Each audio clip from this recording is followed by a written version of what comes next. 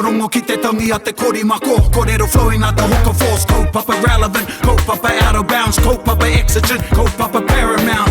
Nā ko nā whakapiri mai ki te kaupapa tino whakahira whakarongo pi kari mai. Areare mai, o Taringa hare mai. We gotta gather up close everybody. Gather up close everybody. Kani move that body. Kani move that body.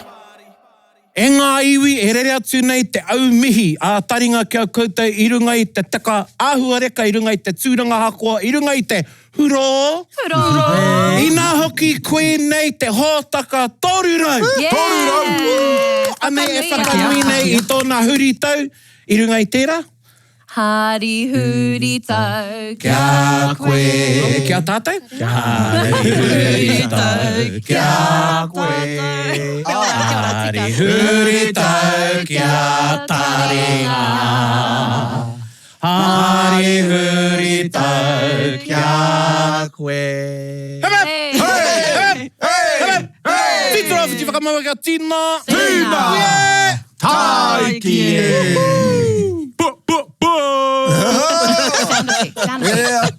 Tēnā. Hoi anō, e whakapāho atu nei mātou i te pokapū, the bustling metropolis of Taumatu. Tēnā rā koutou, i raro i ngā manaakitanga a Te Wānanga Aotearoa otirā, e rere nei ngā mihi kia koutou, Te Māngai Pāho, kōrua ko Irirangi Te Motu. Tēnā koutou katoa. Tēnā koutou, tēnā tātou, and tēnā koe e tai. Tēnā tātou, kia ora. Tēnā koe. Everybody's probably wondering, is there someone else sitting at the table? Full table. Yes. Yeah, well, it's a privilege to be here. Grateful for Taringa, 300. That ain't no small feat, yo. Kia ora. I've been a fan since mai rāno. Oe no e mihi kawana. Mai te mea tuatahi? Kao. I love the puna. I probably caught up at, I think, 80. Aye. I think it was about 80. Cool. Yeah, and then I started messaging the bro. All here. Yeah. So I missed out. Tariao. But it was awesome at Aotearoa to hear Tariao's reflections. Kia ora. It was beautiful, just a bit of that background. You missed the goodie too. I did, I'm sorry. Yeah, Good, Mr. Goody. Yeah. Kia ora, well, are ka hānara, taku haona kaha. Pai kia whakamohiotia atu ki te iwi ko ai koe. Ai, ka pai. Well, tēnā rā tātou. Ko Alex Barnes, taku ingoa, no tauranga moana. Hoi anō i tupu ake au i raro i ngā mana, i te mana o Ngāti Pūkenga, Ngāi Taringa nui, ko te aroa waka, takitimu waka, mātātua waka anō ki. I puta te ihu nei i te kōhanga reo, whai muri i tērā, ko te kura kaupapa, me te kareti o What? Yeah. Ai. Yeah, what? Yeah. Te haere koe ki te kōhanga reo? No. I haere koe ki te kōhanga reo? Ai, kohanga baby. You pai kōhanga babies. Kohanga baby. Kare au I haere ki te kōhanga reo. Ai. Kare hoki au I kura kaupapa tia. Kai. No. E maha ngā Hai ara. hoki. Yeah. So I grew up in Tauranga with under the I guess within the stewardship and care of those three iwi, Ngāti Pūkenga, Ngāi Taringa nui, and always mihi. Kia ora. Always mihi to Tauranga So if moana. you guys don't get it, Alex is actually a Pākehā. He's Pākehā, he's a raukura. Te hau matua. Ai. But hey, wait. I mean, Bray really is not much different. Probably just all tawa karu he rere. I might be just a little bit browner than you. But kei te moe o te ao he Pākehā taku papa. Ana? Yeah. But all mātua rāo he Pākehā. Tuturu nei. Tuturu nei. Wow. And it was really, I get asked this question a lot. Yeah. Why the hell did your parents send you to the Māori schools? Kia ora. And basically it was out of a political ambition, political and moral commitment Kia ora. to raising us, me and my twin brother James, so e mihi tonu ana ki taku mahanga. Mahanga koe. Ai, mahanga Ana, kua hina tori. Yeah, we were in the womb. It got deep. Deep depths of the womb. Hoi anō. So it was through the political commitment of my parents, really, who were both involved in social movements, anti-racism, treaty education, Love it. all sorts of women's movement. My mum was very involved. My dad was involved in stopping violence against women. And at the time, I've told this story a few times, so just jump in with questions, but, mix it up. But at the time, my dad... Did you know you were a Pākehā? Yeah. Oh, at that age? Yeah, because No. why I ask is No. because on the last episode when I was sort of talked about my own identity and didn't know that I was Ngāti Raukawa. You know, until the teacher asked, said to us, put your hand up if you're Te Aroa, and all my friends put their hands up, and I was like, am I Te Aroa? So yeah, you know, did you see, like, because we don't, as young kids, we just saw tamariki. Nah, you don't make distinctions like Yeah. that. Yeah, you don't. You're just in it, eh? Yeah. The fish in the stream. No, and we were always told, you're pukinga. In fact, one of our late teachers, Te Wānanga Irirangi Black, said to us a few years ago, you know, I got up and did a mihi. We had a group in Wellington, tauranga moana ki pōneke, and we'd get together and have kai, and it was awesome. And I got up and I was like, oh, honanga ki pukinga, tātara, engari he Pākehā tūturu tēnei, and he told me, yeah, okay. Afterwards, he didn't slap me, but he told me afterwards, he said, you know, you're pukinga. Kia ora. But it's been an interesting one to traverse, and we'll leave that for later maybe, because, we just got treated like the whānau. In fact, often asked, you know, me and my bro often asked, how did they treat you? Yeah. No, but who do you get asked by? Is that by Māori or by Pākehā? By Pākehā. Yeah, Yeah, of course. how did they treat? Yeah, primarily Pākehā, who are interested and curious. no, And then Well, I really want to get into the kōrero, but, you know, I don't want to break our kawa. Te kawa o taringa. So let's get into our kiwaha, i te tuatai e te iwi, and then we'll get back into our kōrero. Kaya koe te kiwaha. Okay, well, I was thinking of the kiwaha, and I love this section. And what I love about this program, and I'm just going to mihi again, is you provide so many forms of resources to the people. The people, giving the people what they need. Māori mai Pākehā mai ini ana mai Aotearoa. Kia ora. And so I love kiwaha. And I was thinking of one that is, I heard a few years back at a kurereo called, and it was Momo Te Pango. Kia ora. Yeah. Momo Te Pango. Ma koutou e whakamohi atu. Ia tēnā. Lest your Māoriness not be a waste. Do not, Wait the time up. yeah. Okay, wait the time o toto Māori. O toto Māori, Yeah, that's it. Yeah. Kia ora, Yeah. kia ora. So, And it was one of our kuia, she was Raukawa, Ngāti Raukawa, Kiri Puai, who was, who used to use that. Used that, and the then one, yeah. Pakake heard it and he taught it in the class, and now it's just going, Oh, mera. ora pa. Oh, And kapai. that's how And they it was, become kiwaha. Ai, tika. His kōrero iwi o te wiki, Raukawa Yes. ki te tonga. Yeah. Nā reira whakahua i te yeah. Oh, kiwahara. awesome. Oh, I love that. I never met that nanny, but mihi She ana was ki ai. beautiful, and actually, it would actually be another good wānanga about, the inner depths of what that means to be Yeah, true. te Māori. Ai. Yeah. You know. How? Well, so We're not going to get on that path. Momo Te Pango. Yeah, so Momo Te Pango. Kia ora. So I thought of one and I was checking it out and I came up with a very cheap gimmicky version, but it's Momo Te Mā. Momo Te Mā. Yeah. You Momo know, Te which Mā. is about really understanding as a Pākehā. I'm speaking only as a Pākehā and in my experiences, but Pākehā, you know, understanding who we are, our own identity, our own culture, and why we're here. And if we don't know who we are, we can't engage well Kia ora. with anybody. Tēnā koe. So, kei Momo Te Mā. Know who you are. Yeah. And it's okay to be mā, baby. You know, it's all good. And it's just about how you use that. And that's the question. So, Yeah, cool. yeah, so I just thought, you know, Momo Te Mā. I used it publicly a few years ago through our course, Te Ahu o Te Reo Te Reka Maurua.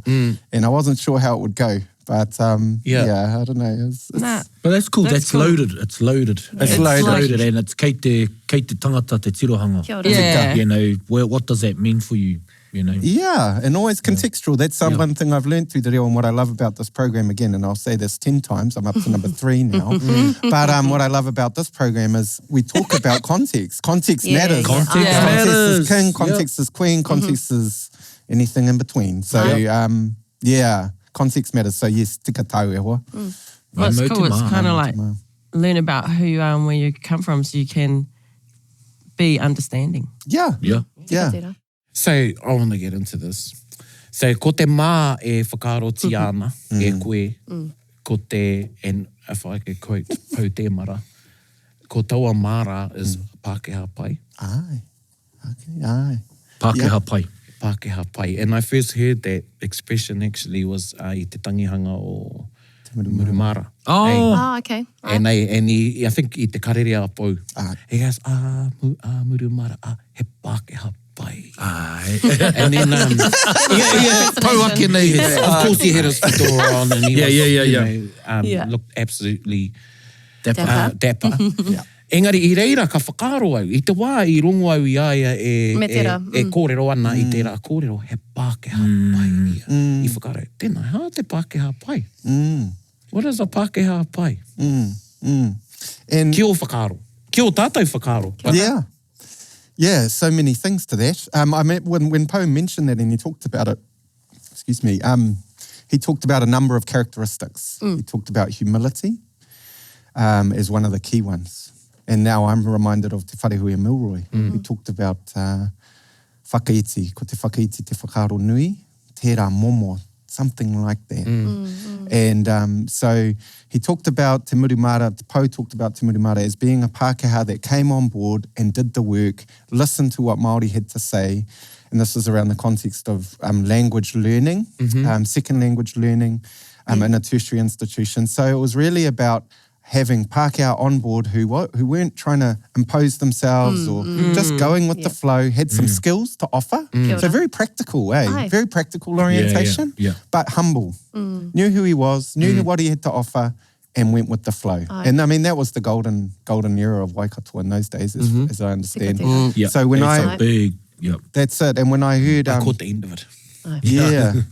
When I heard Tā Pou talk about that and your whanaunga, te kāhautu, it was about his humility and his commitment. And that's what it is, you know. Māori ain't going anywhere. I'm not. My people aren't going anywhere. And you'll all have a bit of Pākehā in you too. So, Yeah, absolutely. and whatever Aye. else. So, you know, let's be honest about who we are and what brings us together and what those tensions are. Yeah, because that's the thing. Where does the friction come from? Is it about, and haha o whiako, i roto i tērā huarahi. Oh. I've just gone right there. Yeah, go right. Let's go, man. Hori pū atu, ko tahi atu. Aye. Kia ora. Yeah. Well, the tension really comes from living in a colonised country. Kia ora. That's Tika from tērā. my take. A hei ho. You know, and that's where it begins. And that's the landscapes show us that, tell us that, we Yeah. feel that. Aye. Māori, my experience of being in, and again, this is just one big grain of white salt, but Himalayan salt, but my take is... And get the flash ones. I know. Yeah. Pink Grind it one. down. Yeah, Pick one, brother. Pink in the summer, iodized in the winter. So Māori generally have an understanding of their whenua. It's so critical to their understanding of self. And so for Pākehā in particular, it's about us understanding those stories of both dispossession, alienation and violence, but also those stories of resistance, Yeah. those stories of reclamation, those stories of Māori taking action to support themselves and see their own culture thrive. And so for Pākehā, the tension comes when Māori are asserting who they are, rightly so. Yeah, tika tēnā. And so there's a bit, when you're the majority culture and have a monopoly on what is success, Aye. time frames, everything, the way in which our society functions in general, it's quite a challenging thing Kia ora. to be actually challenged. Actually, no, that's not the way we're going to roll. That's right. And actually, we're at a marae and you might have we're at a wānanga and you might have your time frames around who's going to speak and who isn't, but actually we're going to give the time to our nanny and she might talk for the whole bloody And you have to session sit and you there. just have to sit there and get on with it. Yeah. You know, and that's a real rub. Yeah. I see it in myself. I go, but we've planned this and we planned that. Yeah. I did some, just quickly, I did some mahi with a bank once. I won't say ko te whea. And they were working with the treasurer of and the CE of a sort of marae hub. And then when they got to the hui, it was like, they felt that the hui was railroaded by the kaumātua.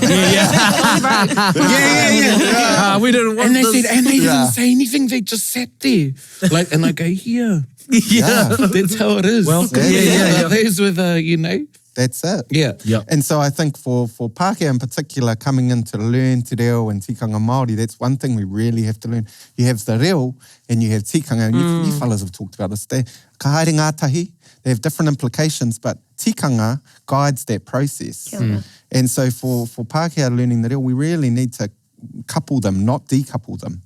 and see them as part of a process and be open to that and go with that flow and be challenged by that and or not, you know. Some Pākehā, I mean, I can't generalise all my people, but some are fine with that, but a lot of people find it a bit like, oh, it's a whole nother universe. I remember you talking about that, you know, in one of our programs, Te Ahu o Te Reo Māori, Te Reka Maurua. Plug.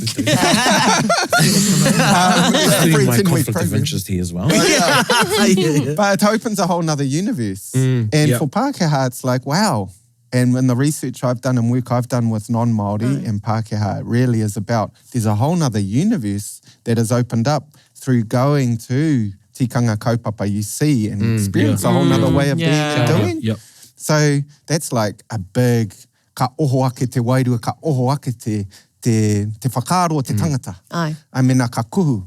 Ki roto I te whare Māori nei, whare tainui, whare ahara nei, ka kite, ka rongo. Oh, he rere ke tēnei whare.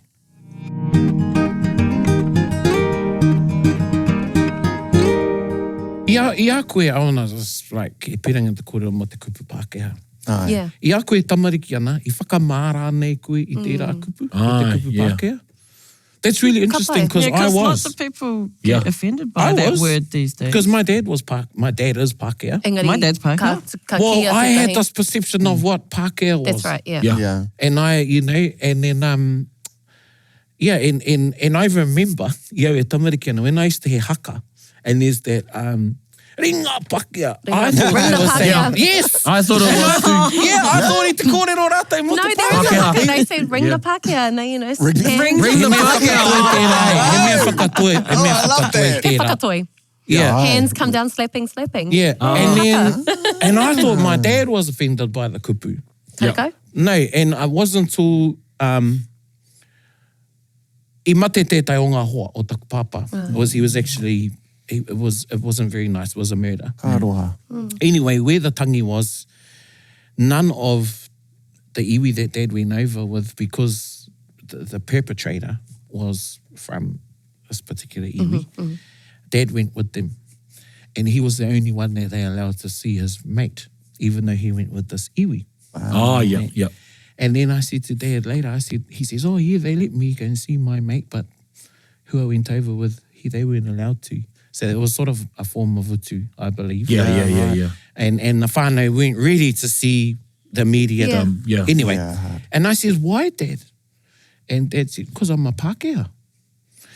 And I was like, You're what? Oh, my dad's okay with saying Pākehā. He's a Pākehā.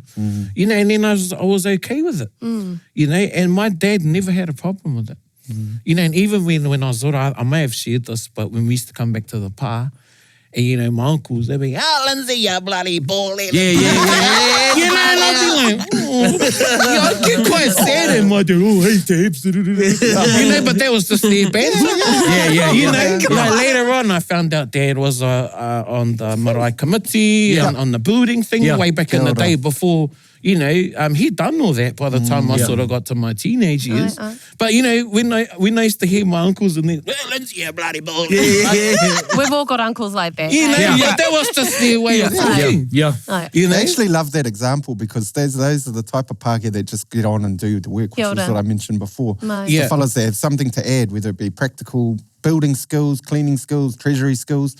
And whatever, they've met a Māori lady or a Māori person. And they just joined the community. And they just get involved. And there's countless. So for Pākehā, we don't have to be this politicised, because I can see some Pākehā get into learning te reo and tikanga often at university. And it's a time of politicisation. It's a time for some. Awakening. And that's great. But what I've seen too is they get stuck here. Yes. And it becomes very ideological. And I think there are many Pākehā that just get on and do it. Me and my bro were talking about this, cracking up, about Mr. Jones. He would, I don't know, it's politics. I don't care. But he would just turn up and do the work. And in Kawa too, down in Otaki, you know, I've got other whanaunga down there who've got Pākehā parents who just have got something to add, and they've been invited to add. Firstly, they've been invited. Kia ora, so e mea nui tērā. Mea nui te tono. Aye. So I only get involved with Māori things if I'm invited. My main, and this comes from the lineage of Pākehā treaty educators, te tiriti educators, is, you know, we work with our own. Kia ora. we've got to work with our own because we're the ones that need to change. And the change, kei te huri te tai, I can feel it. Yeah, yeah, and yeah. it's exciting. Yeah. But that creates a dynamic. Yeah. Yeah. So that's what I'm interested in hearing from Yeah. you guys. Well, so I You want people. to, I want to Yeah. be the voice, but I'm not responsible with what happened to those people. Yeah. Well, how come I should feel this way? How come I feel whakamā about being ma? Now, you know, that's a lot of the kōrero I hear now, like, you know, from Pākehā. Yeah. Like, I wasn't responsible for that. Yeah. What should I do about it? Or what's it got to do with me now? Why? We're all one. Yeah, that te, oh man. You know, Koera we're te all rere one, nei. even though I won't get Hei arrested. kotahi tātou. Yeah. Even though I can still drink and drive, and you'll probably go to jail, but I'm not, you know. Yeah, But, that's you it. know, it's, yeah. No, and that's common. In fact, the other week, I got heckled. Oh, wow. I get heckled. And when we heard he got heckled. heckled, I was like, oh, you cracked it, Yeah, bro. this guy. I love that. I love Yeah, that. yeah. Doing the work. Yeah. Yeah. Because I'm working with my own. It's not a great thing, but Yeah, that's what this particular person was saying. In front of 400 people, he had a lot of courage to get up and do that. Just saying, but it comes out of a sense, a bereft, a sadness, an anger that I think our systems have not created. Our education Kia ora. systems, health, Yeah.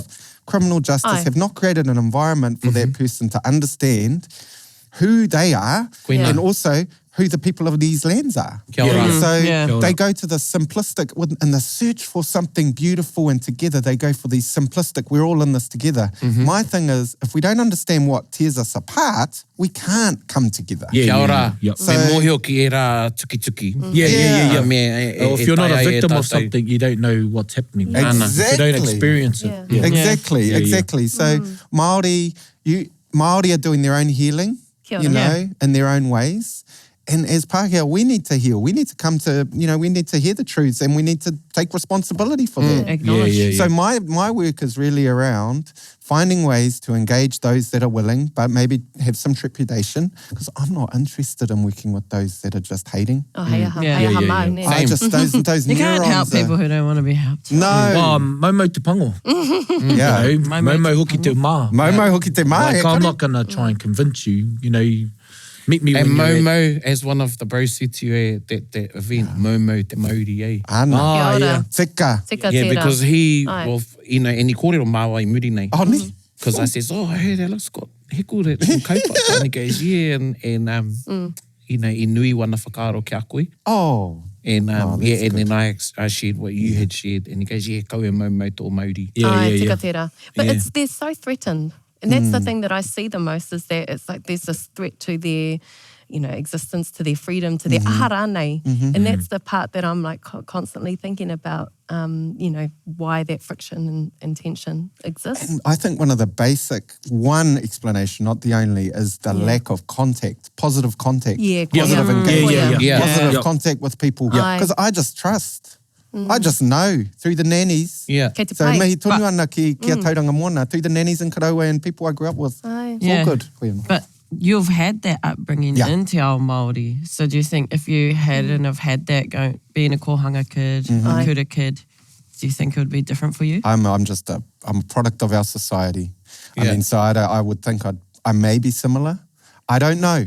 Because Yeah. I don't know. I Can't don't say know. yeah. Ia I don't know. tangata he rereke. Yeah, Yeah. yeah, yeah. Yeah. Outside of your kura world, Yeah.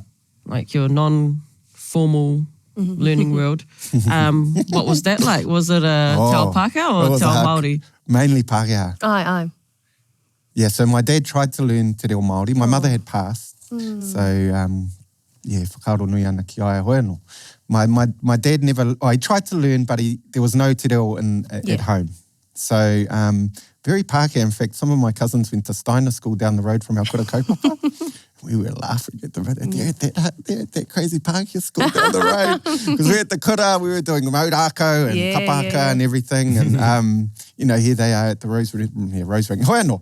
So we had a very Pākehā upbringing.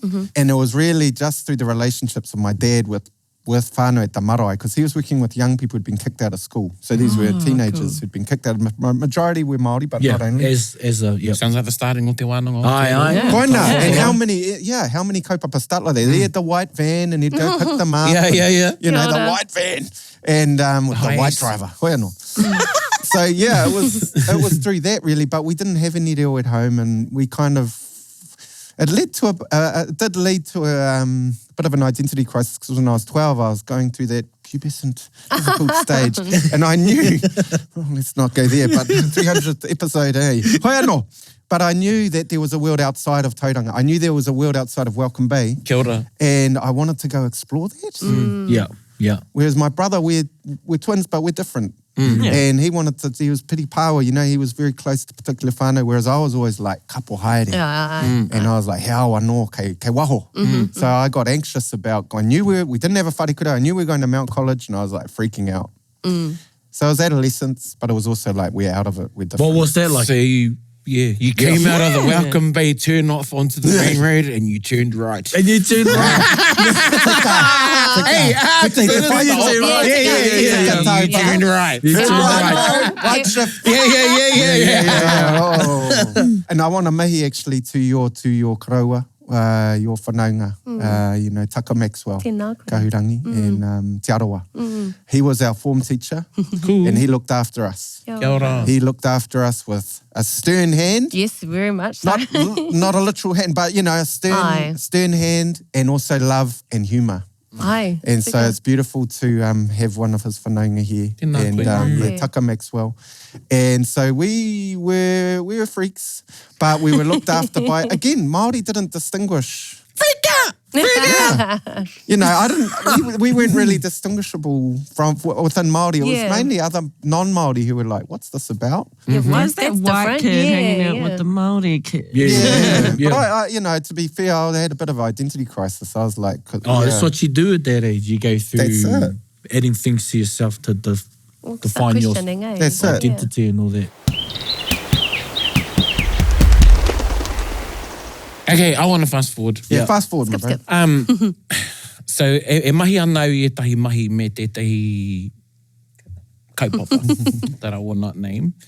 And one of the kaimahi asked me in relation to their colleagues who are not Māori. And they, well, I found it interesting, but I understood. And the pātai to me was, how do we manage enthusiasm? And you know what that means? Yeah. And a etahi pe au koutou whakarongo mai ana. Yeah, E nehara tēnei te whakaiti, I te takahi rānei, I te rā momo.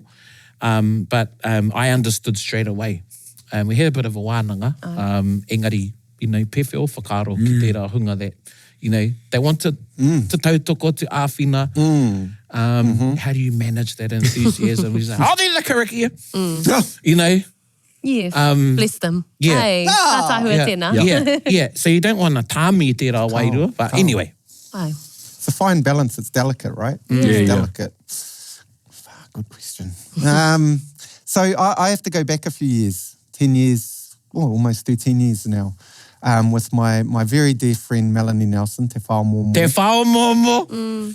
Who just tahi anō ka putatana ihu Ana. I te reo kairangi. Te reo kairangi. kia ora.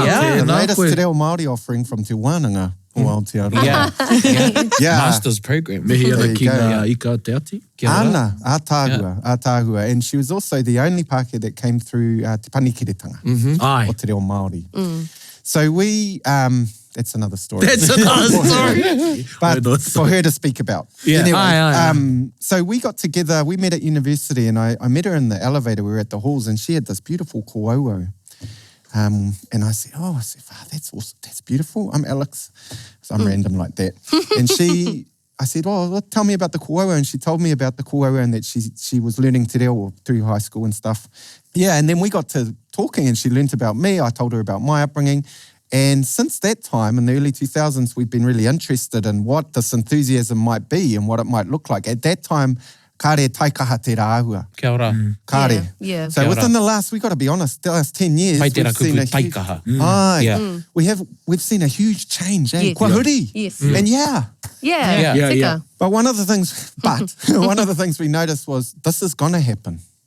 So we got together a group of Pākehā who were fluent. That's another kōrero. Fluent speakers of te reo, all from different backgrounds, to come together and talk about how are we going to work with our own so that we don't swamp te ao Māori. Not that, e hara tērā I te kōrero whakahi, not that we were going to swamp, but we were worried about our own, taking things up and appropriating and misappropriating Wow. te reo and te kura Māori. Tēnā koutou. Because we had all learnt the importance of humility and the importance of coupling te reo tikanga with colonisation and the trickiness, the complexity of that. So where am I going with this? I guess I'm trying to say that we've been thinking about this for some time. And I think really, I think if Māori are leading something, you set the kawa. Yeah. And I think you determine a case-by-case basis, tēnei te Pākehā ki atu ko koutou e tohi tohi, tēnei te Pākehā tohi tohi atu ki a koutou, koe anō. You know what I mean? Yeah. I really do think it's up to Māori to determine the types of roles non-Māori Pākehā rānei should take. And as Pākehā, we need to accept that. I get the enthusiasm, it's wonderful, but we also need to know that we're guests. Kia ora. We're guests, and what does that mean to be a guest? What does that mean to be a responsible guest in someone else's house? Kia ora. And this is where the conflict can lie for me, because I hear, you're ngākau Māori, and I get that and I love that. That's inclusion, that's acceptance of me. But I also get not all Māori will think that. So when I get up and tēnei te Pākehā nei, kōrero ane te reo te aha, that can really create some tension. And I've been challenged, because I got heckled the other week by Pākehā, but I've also been heckled by Māori. Aye. And never know, when you open up something, what might come up. So that's why being humble but having a strong back is important. E Not being, knowing who you are and going, I know who I am, He te pai ahau. and I'm all good, but I got my 0800 honkies, and I got my 0800 Pākehās that I can call. Dial a friend. Dial a friend, and my 0800 Māoris that I can check in on when I do get challenged. Ka pai. And e mihi ana ki a koe bau I kōrua ko ngāhui I au e kōrero ana mo tērā tangata, and you just, you said, you done it, bro. It was good for me to just hear I'm on the right path. Yes. And I think about, again, the Pākehā Treaty education, that's what it is. It's talking with our own. So I had a kai with that guy afterwards. Wow. And just sat with him. And it was limited. It was a limited conversation because my girl was running around, but I just listened to him. And but I could see he wasn't going to change. But I had aroha for him. But also I didn't agree. So, yeah. So mau te mā. Yeah, mau te mā. And there's lots of types of mā.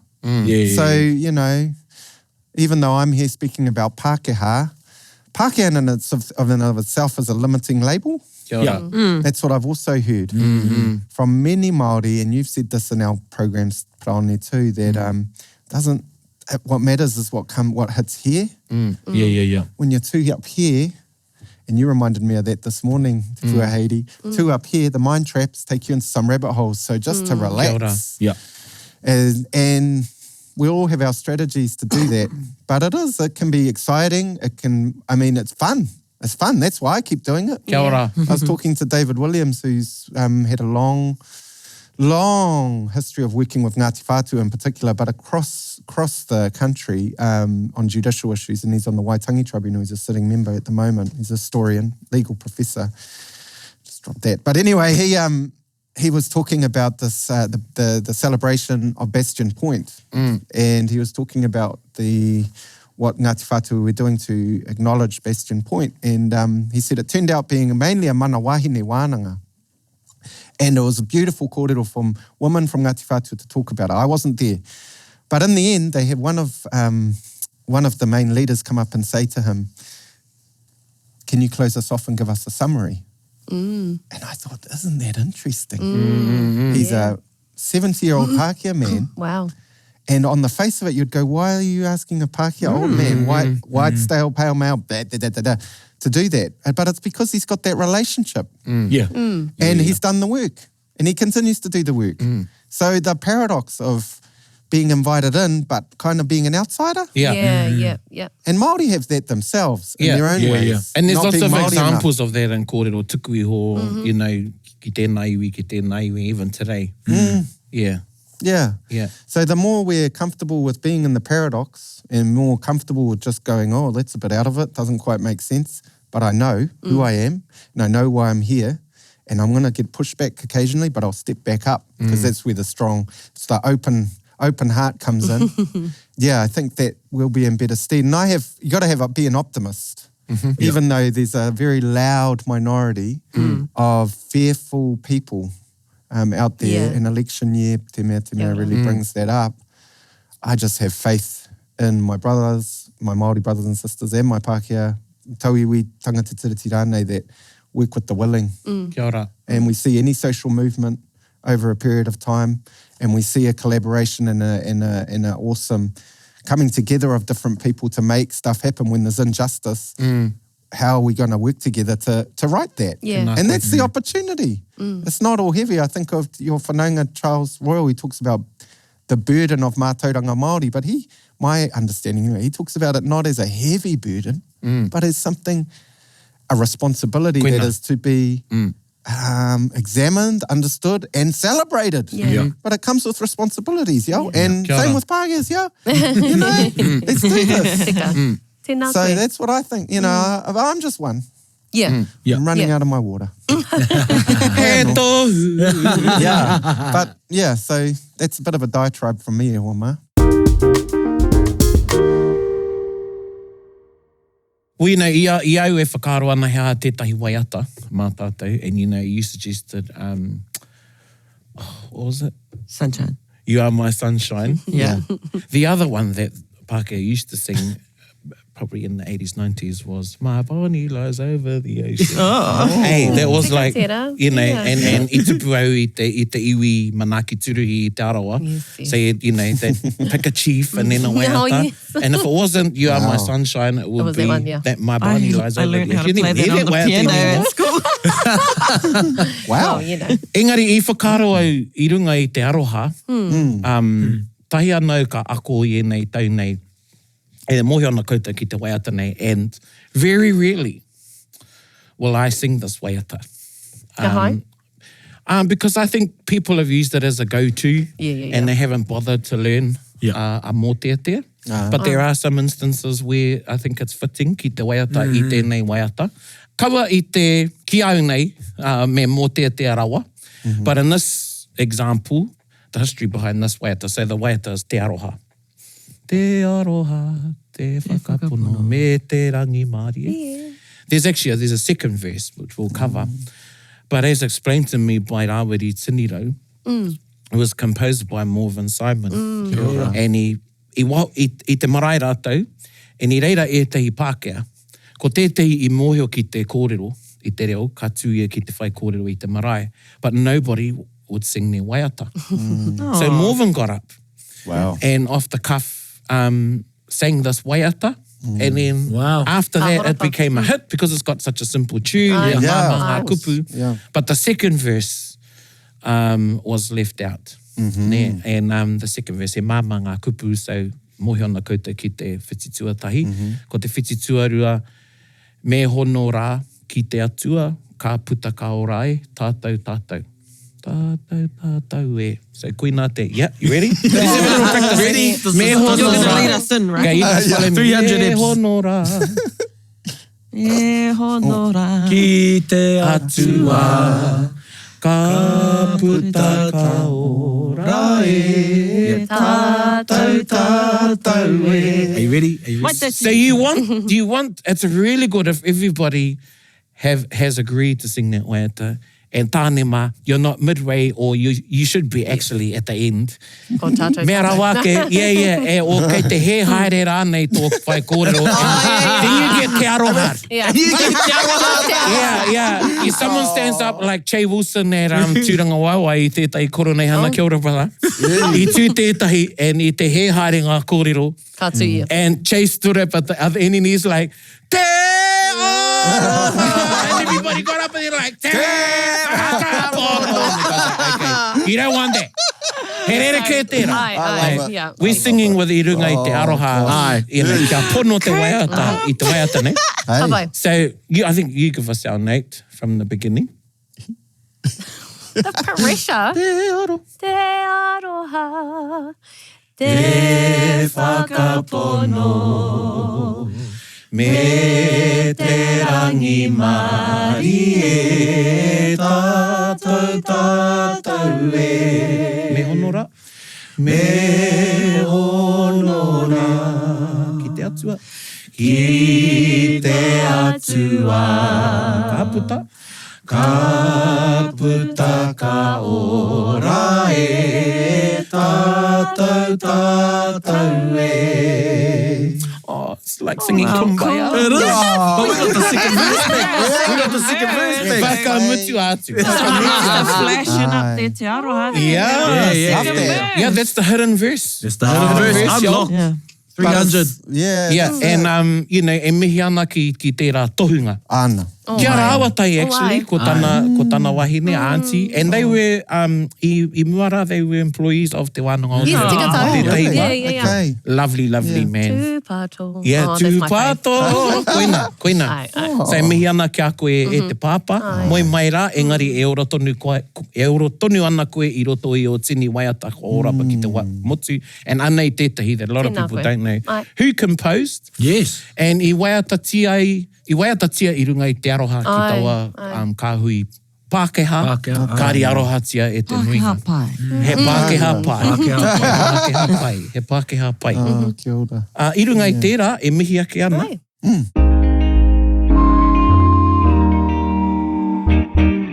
I think in closing, we had our waiata, but maybe just a few, maybe one thought ki te ahunga o tēnei ao, ko ki koe ko huri te tai, what's next, and hea o moea.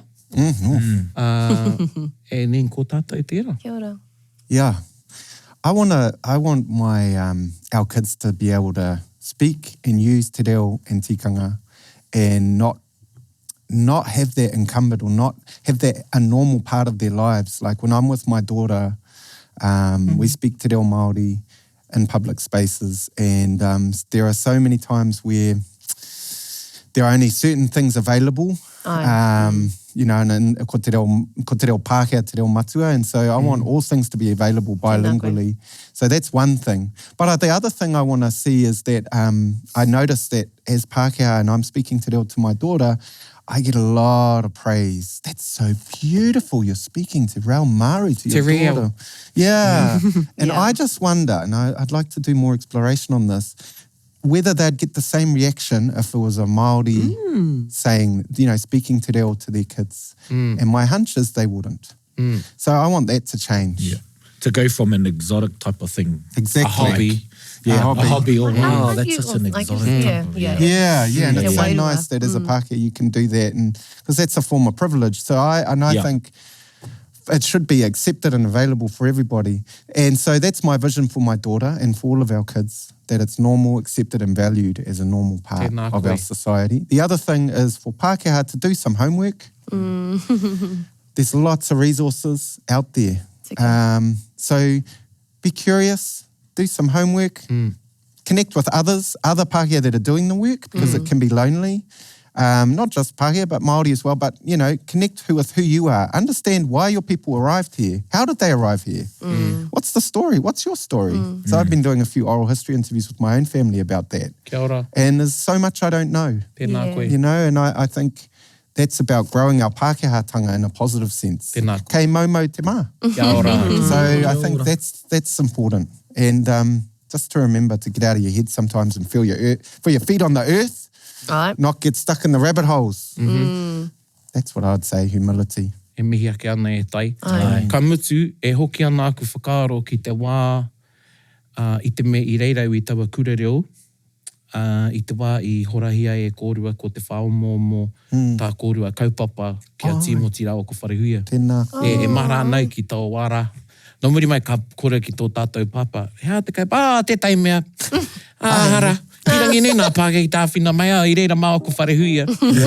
E kore e wareware me ngā whakaaro nui o te wharehuia. Ki te Māori o tā kōrua whakatakoto I taua kaupapa kia rāua. Ana, nō reire, e mihi ake ana. Tēnā. Tēnā koe I haere mai. Yeah. Ai hei manahiri mā taringa.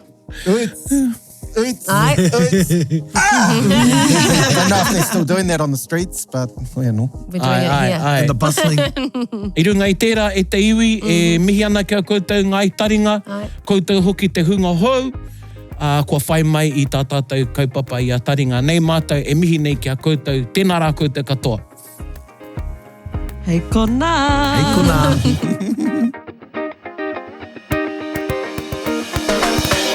Bit whakaronga pi kari kari. Gather up close everybody buddy. Taringa, taringa, taringa.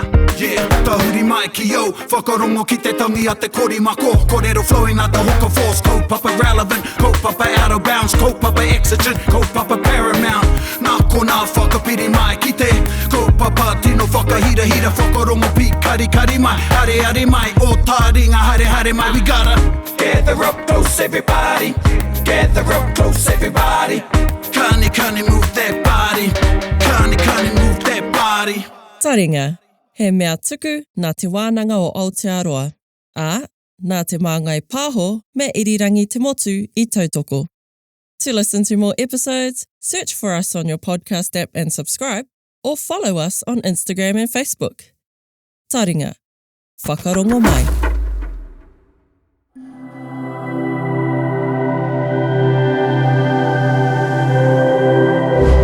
Ko te reo, te taka.